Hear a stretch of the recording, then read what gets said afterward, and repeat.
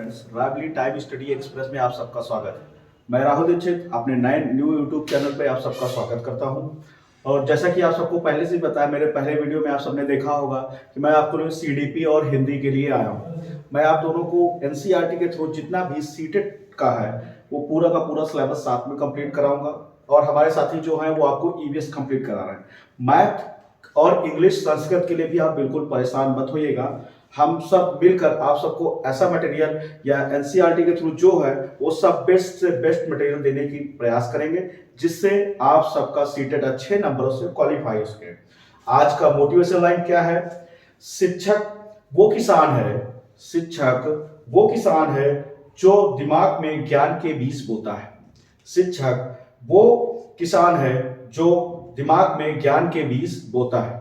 जैसा पहले मैंने चैप्टर में आप सबको ग्रोथ एंड डेवलपमेंट पढ़ाया था, आज हम सब यहाँ पर आनुवंशिकता और वातावरण यानी हेरिडिटी एंड एनवायरनमेंट के बारे में पढ़ेंगे। हेरिडिटी क्या है, ठीक है, और एनवायरनमेंट क्या है। तो पहले हम लोग जानते हैं आनुवंशिकता। आनुवंशिकता क्या होता है? देखो, आनुवंशिकता यानी जो हमें माता पिता और हमारे जो बाबा थे, दादी थे, उनसे हमारे माता पिता को मिला और माता पिता से हम सबको मिला। यानी क्या, वंशानुक्रम लगातार बढ़ता जा रहा, वो आनुवंशिकता कहलाती है। यानी क्या हम लोगों ने समझा, जो पहले एक ही प्रजाति के थे, यानी जो लक्षण हमारे बाबा में या नाना में थे वो हमारे माता पिता में ट्रांसफर हुए। वैसे ही माता पिता के जो भी लक्षण हैं, जो भी उनके उठना बैठना, यहाँ तक कि आंखों का रंग, बॉडी का शेप, वो सब क्या है उनके बच्चों में ट्रांसफर होगा। फिर इनके बच्चों से आगे पीढ़ी में जाएगा। इसी तरह पीढ़ी दर पीढ़ी हम सबकी आनुवंशिकता जो है वो लक्षण आगे धीरे धीरे बढ़ते रहते हैं। आनुवंशिकता सबसे ज्यादा कहां प्रभावित करती है? एक तो आंखों के रंग में। पहली बात, आंखों का रंग आनुवंशिकता से ही डिसाइड होता है, ठीक है, आंखों का रंग। उसके अलावा हमारा सबका आकार, बॉडी का यानी आकार, ठीक है, बॉडी का आकार। और उसके अलावा बुद्धि, बुद्धि भी हमारी कहीं ना कहीं आनुवंशिकता से ही प्रभावित होती है। यानी आनुवंशिकता से जो आंखों का रंग देखा होगा, किसी किसी की ब्राउन होती है, किसी किसी की ब्लू होती है और अधिकतर लोगों की ब्लैक होती है, वो सब आनुवंशिकता की ही देन है। यानी हमारे माता पिता की आंखें अगर काली है या ब्लैक कलर की है, वैसे ही उनकी बच्चों की होगी। यदि हमारे माता पिता की आंखें ब्लू है तो बच्चों की भी ब्लू हो जाएंगी और संभावनाएं ऐसी बनेगी जो भी उनके भी बच्चे होंगे उनकी भी आंखों का रंग ब्लू होगा। माता पिता अगर गोरे रंग के हैं तो बच्चे भी अधिकतर गोरे रंग के होंगे। एक दो तो अपवाद हो जाते हैं, लेकिन सभी बच्चों में ऐसा अपवाद नहीं होगा, ठीक। और क्या हो सकता है इसके अलावा? एक बात और, जब आनुवंशिकता यानी ये सब तो रंग बदलेगा, लेकिन यहां पर बच्चों में और क्या होता है, यानी एक तरफ माता होती है, दूसरी तरफ पिता होते हैं, ठीक है। यहां पर क्रोमोसोम में बात आती है। पहले तो गर्ल्स या बॉयज डिसाइड होता है, कैसे होते हैं? तो अगर क्रोमोसोम की बात करें यानी गुणसूत्र की बात करें तो 22 माता के और 22 पिता के क्रोमोसोम बराबर होते हैं, यानी ये सेम होते हैं, चाहे वो माता साइड के हो चाहे पिता के हो। ये 22 के 22 क्रोमोसोम डिसाइड है। लेकिन जो 23वां गुणसूत्र है, यानी क्या, 23वां जो आएगा, यानी कहने का मतलब यानी 23वां गुणसूत्र तुम्हारा 22 इनके सेम, 22 इनके सेम, और यहां पर 23, यानी टोटल तो 46 होते हैं ना, यानी माता के 23 पिता के 23, ठीक है। ये जो होगा ये डिसाइड करेगा। यानी अगर हम बात करेंगे यहां पर x हो जाएगा तो लड़की होने की संभावना है। यानी कितना? अगर x मिला, यानी मान लो 22 गुणसूत्र समान है, 22 इसके 22 इसके, यानी x यहां पर है तो x इनके भी हो जाएंगे, ठीक है। मान लो y। लेकिन 23वां गुणसूत्र क्या होता है, वो लड़का या लड़की होने का निर्धारक हो जाता है। यानी अगर 23वां गुणसूत्र है, यानी माता और पिता का यहां पर x मिल गया तो लड़की, अगर वही माता और पिता का x और y मिल गया तो फिर लड़का हो जाएगा। सबसे बड़ा यही होता है। यानी कहने का मतलब क्या था, माता के क्रोमोसोम वही पिता के क्रोमोसोम, ठीक है। 22 गुणसूत्र माता के और 22 गुणसूत्र पिता के सेम होते हैं। यानी लड़का या लड़की होने का जो गुणसूत्र है, फिर वो तो x मिलेगा, यानी पिता की तरफ से एक x चला आएगा, एक माता की तरफ से x, दोनों आपस में मिल गए, x हो गए तो वहां पर लड़की। अगर वहीं पर दूसरी बात करें, अगर x और y मिल गए तो यहां पर लड़का हो जाएगा, ठीक है। फिर आगे बात करते हैं, अभी आनुवंशिकता की बात करते हैं, अभी एनवायरनमेंट में नहीं। उसके अलावा कभी कभी सुना होगा क्या, ट्विंस होते हैं, यानी जुड़वा बच्चे जन्म ले लेते हैं। क्या उनमें वो समानता होती है? अंतर नहीं होता? अंतर होता है। अंतर बिल्कुल पाया जाएगा, चाहे वो ट्विंस हो या अलग अलग हो। यानी उनके अंदर अंतर कहां से आएगा देखना, जैसे हम सबके आसपास पड़ोस में कोई बच्चा है, ट्विंस पैदा हुआ है ना, मान लेते हैं हम सब कोई बच्चा ट्विंस पैदा हुआ, ठीक है, दोनों साथ में बढ़े, पालन पोषण एक ही घर में हो रहा, एक ही तरह से रह रहा है, लेकिन एक बच्चे को ग्रामीण परिवेश में रखा गया, एक बच्चे को शहरी परिवेश में छोड़ दिया जाए, दोनों में अंतर आ जाएगा, ठीक है, ये तो मामूली बात हो। लेकिन उन्हीं दोनों बच्चों को एक ही परिवेश में रखा जाए, उसके बाद भी उनमें अंतर होगा, यानी वो एक समान नहीं हो सकते। उनमें अंतर कैसे होगा, या तो एक की बुद्धि लब्धि ज्यादा होगी, दूसरे की बुद्धि लब्धि कम होगी, दूसरा दूसरे की रुचियां अलग हो सकती हैं, दूसरे की रुचियां अलग होंगी।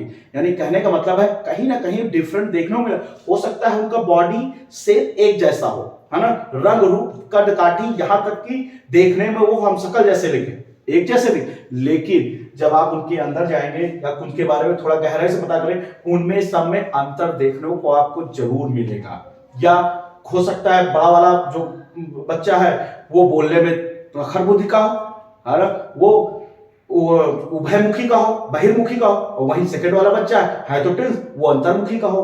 तो इस प्रकार के डिफरेंट देखने को आराम से मिल जाते हैं। यानी ट्विंस में भी हमको कहने का मतलब ये है अंतर दिखेगा, और ये सब अंतर कहां से आएंगे, अनुवांशिकता से भी आएंगे। फिर वातावरण कैसे प्रभावित करता है, वातावरण को देख लेते हैं, ठीक है, अभी थोड़ी देर पहले बताया, जैसे अनुवांशिकता समझ में आ गया होगा, हाँ, अनुवांशिकता से क्या होता है, बच्चों के रंग का डिसाइड होना, आकार का डिसाइड होना, उसके अलावा उनको जो इमोशनल डेवलपमेंट होते हैं जैसे माता पिता के होते हैं वैसे ही बच्चों में ट्रांसफर होते रहते हैं, यानी ये सब होता है, ठीक। उसके बाद भी बताया क्रोमोसोम, यानी अनुवांशिकता में क्रोमोसोम भी आ जाएंगे तुम्हारे गुणसूत्र में, यानी क्या होगा, माता और पिता के 22 सेम हो जाएंगे, और 23वें गुणसूत्र से लड़का या तो लड़की होने का पता चलता है। इतना बातें समझ में आई।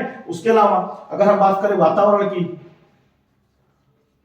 ठीक है, वातावरण की बात करते हैं तो इन्वायरमेंट सबसे ज्यादा बच्चों को प्रभावित करता है, ठीक है। कैसे करता है सुनना, कोई बच्चा है उसका जन्म हुआ, ठीक है, मान लीजिए हमारे ग्रामीण परिवेश में बच्चे का एक जन्म हुआ, ठीक है, अब ग्रामीण परिवेश से बच्चे का जन्म हुआ, वो 6 महीने 7 महीने बाद उस बच्चे को शहर शिफ्ट कर दिया जाता है, ठीक है, शहर शिफ्ट हुआ, जहां शहर में शिफ्ट होने का मतलब उसका सीधा सीधा एकल परिवार में आ गया। एकल परिवार में कौन कौन होगा, उसके माता होंगी, पिता होंगे और बच्चा होगा, ठीक। अब गांव ग्रामीण परिवेश में होता है, यानी संयुक्त परिवार में होता है, तो वहां दादा दादी, चाचा चाची, बुआ, ये सब होती, तो उसका देख रेख करने वाले बच्चे और होते। लेकिन वो जैसे ही शहरीकरण में आया, शहर में आया, वहां पर एकल परिवार हो गया। क्या, तो माता पिता तो सोच के आया कि हम अपने बच्चों के उज्जवल भविष्य के लिए यहाँ पर आए, ठीक है, वो आ जाते हैं शहरीकरण, लेकिन बच्चा को उसमें एडजस्ट होने में दिक्कत हो रही। कैसे, वो शहर में रहता, वो शहर में आते ही क्या, सबके सामने जी, वो चाचा को अंकल बुलाना शुरू कर दिया, चाची को आंटी बुलाना शुरू कर दिया, और गांव में होता तो चाचा बुलाता, चाची बुलाता, ताऊ बुलाता, ताई बुलाता, यहां सबको अंकल, चाहे जो हो सबको अंकल बुला रहा, यानी उसके परिवेश में अंतर आ गया। हो सकता हो बच्चा शहर में आया तो इंग्लिश जान जाए, अंग्रेजी बोलना सीख जाए, है ना, एडजस्ट करना हो जाए, जहां पर जैसे ही निकले गुड मॉर्निंग गुड इवनिंग बोल रहा है। अगर ग्रामीण परिवेश में होता तो नमस्ते, राम राम या कुछ भी बोलता। इस तरह का परिवर्तन कहां से हो रहा, ये इन्वायरमेंट से हो रहा, यानी हमारा समाज हम सबको रहने के लिए उपलब्ध कराता है। मान लेते हैं ये ग्रामीण परिवेश है, ये मान लीजिए शहरी बच्चे हैं, ठीक है, क्या है, जहां जो गांव के बच्चे हैं हमारे, ये मान लेते हैं शहर, ठीक है, जो गांव के बच्चे हैं, क्या गांव के बच्चे क्या नहीं पढ़ते, ये भी पढ़ लिख कर तैयार होते हैं और अच्छी नौकरियों में जाते हैं। शहर के बच्चे भी जाते हैं, तैयार होते हैं, पढ़ लिख के होते हैं, बस थोड़ा सा अंतर ये हो जाता है, ये हमेशा साफ सुथरे तुमको थोड़ा दिखाई देंगे शहर वाले, और हमेशा अप टू डेट दिखाई देंगे, है ना, सब कुछ। और ग्रामीण वाले में क्या हो सकता है, वो मिट्टी से सने हुए दिखाई दे, मिट्टी में रहना पसंद करें, है ना। और क्या होगा, अंतर क्या होगा, वो अंग्रेजी फर्राटेदार ना बोल पाए, हिंदी में बात करेंगे, है ना। लेकिन गांव के बच्चों में लगाव बहुत होता है, वो एक दूसरे के समर्थन में जाते हैं। और शहर में क्या होता है, या इंडिविजुअल हो जाते हैं, क्या भाड़ में जाए, गो टू हेल, जो करता है जिसको कर ले, हमसे कोई मतलब नहीं। शहर में इंडिविजुअल आ जाता है। लेकिन ये वातावरण जो है ये अनुवांशिकता को प्रभावित करता है धीरे से। जैसे आप लोगों ने सुना होगा, कहां परमाणु बम का हमला हुआ था, हिरोशिमा और नागासाकी, जापान, वहां पर अनुवांशिकता का सीधा सीधा वातावरण पर प्रभाव। क्यों, जब वहां पर बम गिराए गए थे तो बम गिराने से सीधा सीधा क्या हुआ था, वहां की जीन प्रभावित हुई। आज भी वहां बच्चे विकलांग पैदा हो रहे हैं, क्यों? क्योंकि वहां की मानसिकता प्रभावित हो गई। किससे प्रभावित हुई? वातावरण से प्रभावित हुई। इसीलिए कहा जाता है डेवलपमेंट बराबर, इसीलिए एक फॉर्मूला बना,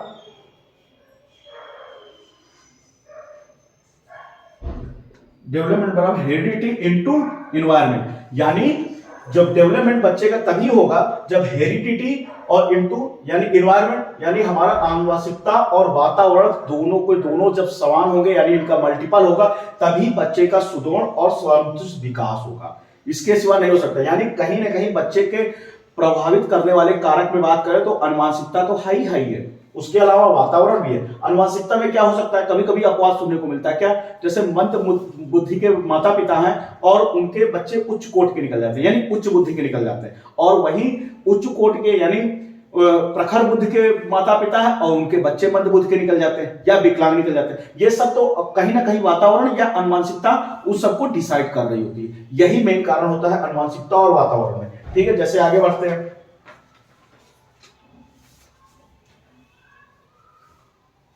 और जब बच्चा एडमिशन लेता है, ठीक है, गांव का बच्चा तो ग्रामीण स्कूल में लेगा, शहर का बच्चा शहर में ले लेगा। जैसे ही कोई बच्चा का जन्म से यहां तक समझाया, उसके बाद आप स्कूल में पहुंचते हैं। स्कूल में देखिए कैसे प्रभावित होगा। जब आप बच्चा स्कूल में जाता है तो वहां पर तो हर प्रकार का एनवायरनमेंट मिलता है ना, क्योंकि हर परिवेश से बालक आ रहा होता है। सभी अमीर परिवार के बच्चे नहीं आ रहे होते, वहां गरीब परिवार का भी बच्चा होता है, मध्यम वर्ग का भी बच्चा होता है, और उच्च कोटि का यानी अमीर परिवारों के भी बच्चे हो रहे हैं। लेकिन वहां पर स्कूल ड्रेस इसीलिए लगाई जाती है क्योंकि वहां बच्चे समानता है, यानी समावेशी शिक्षा लगी। शिक्षा तो सभी के लिए देना है ना, तो इसलिए समावेशी शिक्षा लागू की गई। समावेशी शिक्षा इसीलिए लागू की गई, यानी ड्रेस कोड स्कूलों में इसीलिए लागू किया जाता है कि कोई बच्चा अपने आप को हीन भावना से ना देखे, अपने आप को कमजोर ना समझे, अपने को सबके बराबर देखे और समान देखे। ठीक है, और सबके लिए वही सुविधा प्रोवाइड कराई जाती है जो एक अमीर बच्चों को प्रोवाइड कराई जाती है, यानी किसी के साथ कोई दिक्कत ना हो और आगे बढ़ता रहे। ठीक है, इतना बात समझ में आई। अब अगर हम बात करें विकास के सिद्धांत, यानी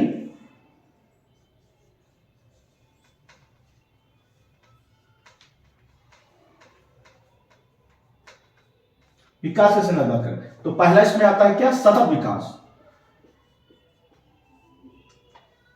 सतत विकास में क्या होता है, यानी बच्चे का विकास रुकना नहीं चाहिए, यानी लगातार चलना चाहिए।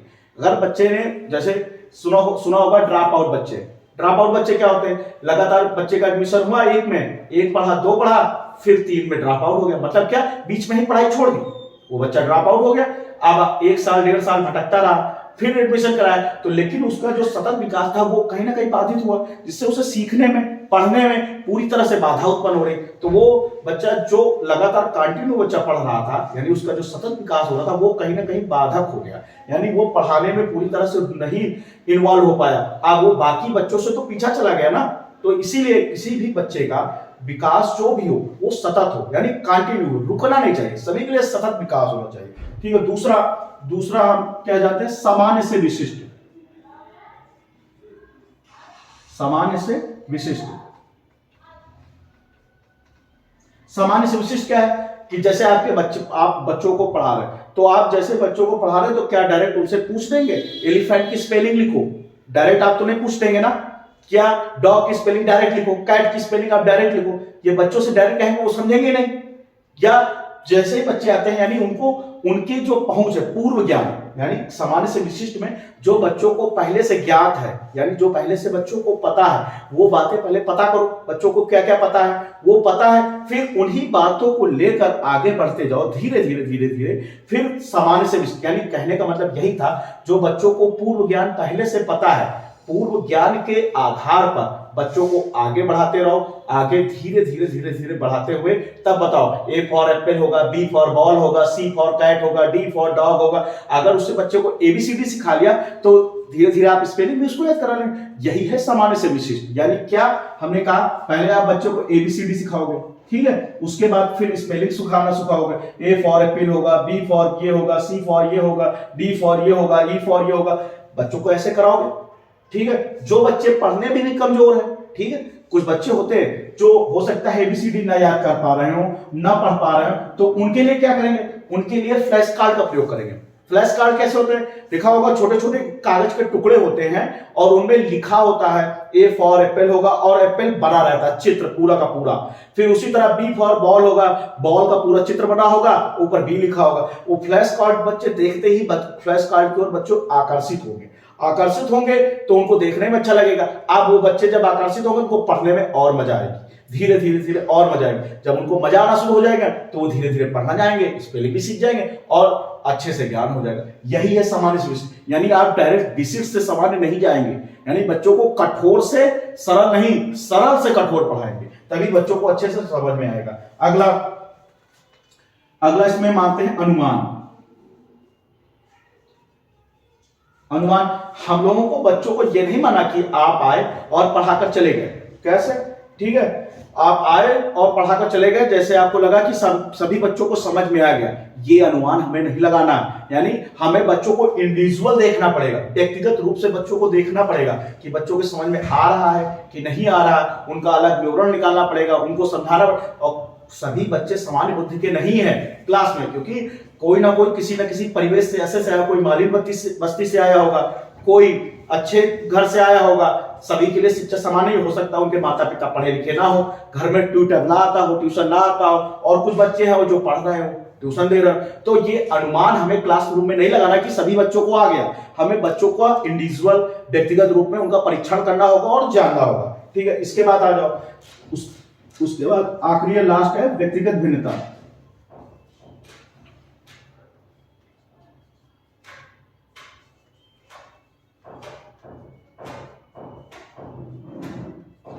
व्यक्तिगत भिन्नताएं सभी बच्चों में है। यानी क्या मतलब है? सभी बच्चा एक विशेष प्रकार का है, यानी जो उच्च बुद्धि का है, जो पढ़ने में तेज है, वो भी विशेष है, और जो कमजोर है या अदर एक्टिविटी से विकलांग है या कुछ भी है, वो भी विशेष है। यानी हो सकता है कुछ बच्चे क्लास में ऐसे आ जा सकते हैं, या उनके माता पिता का ट्रांसफर होता है, वो दक्षिण से उत्तर की तरफ आ जाते हैं, तो दक्षिण की तरफ से जब उत्तर आएंगे तो उनको तेलुगु आती हो या कोई और भाषा आती हो, तमिल आती हो, तो इस तरह की भाषा छात्र आपकी क्लास में आ गया है तो क्या उसे भगा देंगे? बिल्कुल नहीं भगाएंगे, तो उसकी भिन्नता हो गई ना।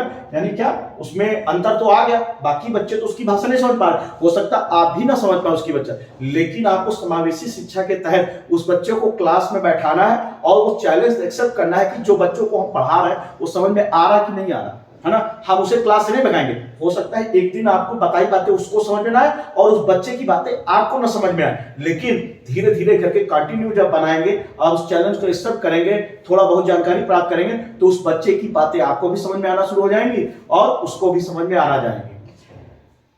आज यहीं तक रखते हैं, अगले दिन फिर पढ़ाएंगे नए। आशा है आप सब सपोर्ट करेंगे, चैनल को लाइक, सब्सक्राइब और शेयर अधिक से अधिक करें। आपका सपोर्ट ही हमारे लिए बेहतर होगा। धन्यवाद।